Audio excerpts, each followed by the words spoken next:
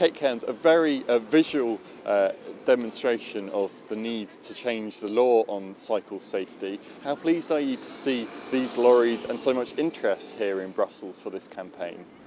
I'm delighted today that we've got two lorries here, and I'm thankful to the companies for bringing them all the way over here. I think it's really important to demonstrate tangibly the issues that we're talking about, especially in places like Brussels and the European Parliament. There's a lot of technical talk and papers and bureaucracy and legislation and red tape, but by bringing the lorries here, we can get people out and put them in the lorries and actually see the difference between what a traditional lorry is like and what these proposed new measures the difference that they'll make.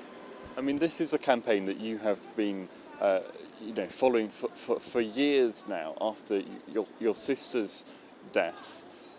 How much of a difference would the changes that you've been asking for make for other cyclists that are on the road and pedestrians now? Well, I think there's no doubt that these changes of improved direct vision cabs will literally save hundreds of lives. We know that in case after case after case, the driver says, "I simply didn't see them."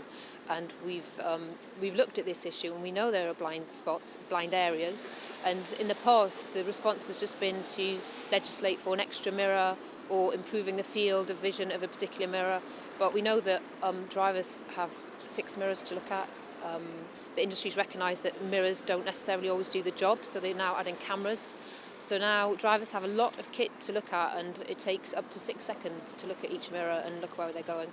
And this just simply isn't acceptable, because a lot can happen in that time. A lot can happen in 1 second, never mind 6 seconds. So it's really important that we look at real measures to improving the direct vision and not just keep adding on another little bit of technology time and time again. Now, there are politicians here supporting these moves, but I understand that the British government aren't at the moment convinced of the need to change European law. It's called the Weights and Measures Directive. What are you going to be doing to keep up the pressure of your campaign? And kind of how disappointed are you that the UK government, of all governments, isn't at the moment supporting this? I'm extremely disappointed that the UK government on supporting this. I don't really understand why. We've got support across Europe from different countries, from the industry, from pressure groups, from campaign groups, and it just seems a bit obtuse that they choose not to support this, and I can't really understand the motivation. We've got evidence to show how much each death costs. We've got evidence to show that injury costs millions of pounds. We've got 20% of our population obese.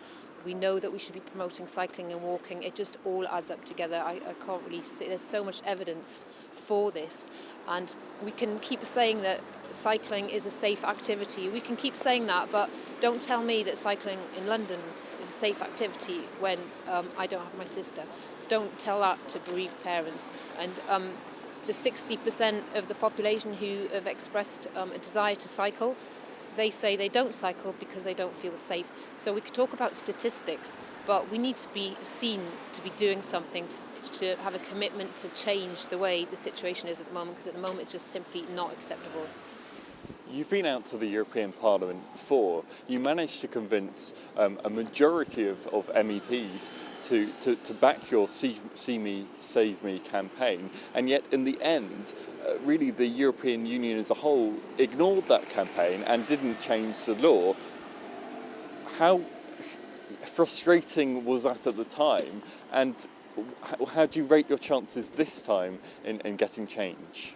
Well, we worked so hard the last time we came. We had literally friends and family, and we went round and we knocked on 400 doors over 3 days, and we were delighted that so many MEPs considered our proposals relevant and that they supported that.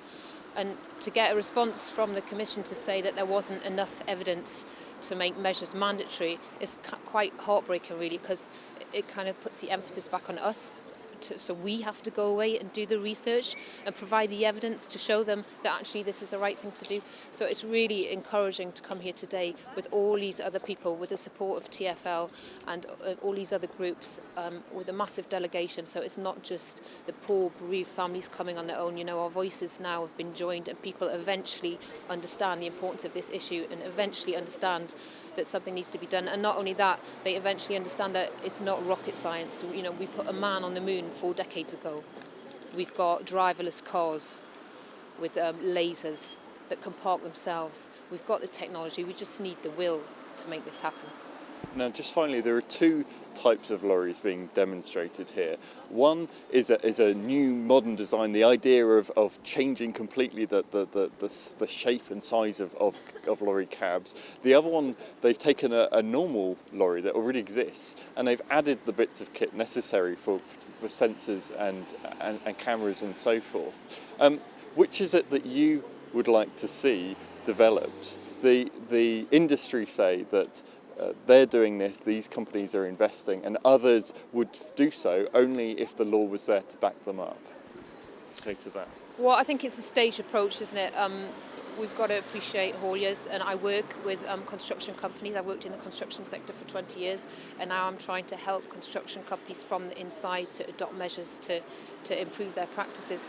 And I think if the time comes that they need to renew their fleet, then they should be opting for the direct vision cabs. And in the meantime, we should be retrofitting where we can. I mean, the first thing that should happen is they should try to completely minimise the number of vehicles on the road. So if you can move your spoil by train, train or boat, do that, and then you try and have your best available technology, your drivers trained to the highest standard.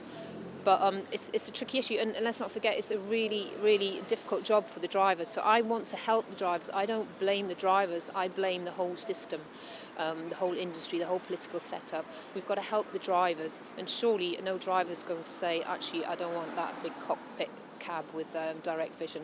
I want my old lorry back with 6 mirrors and 2 cameras. You know, the drivers are going to welcome this change, and we just want to do the best we can to help them do a very, very difficult job.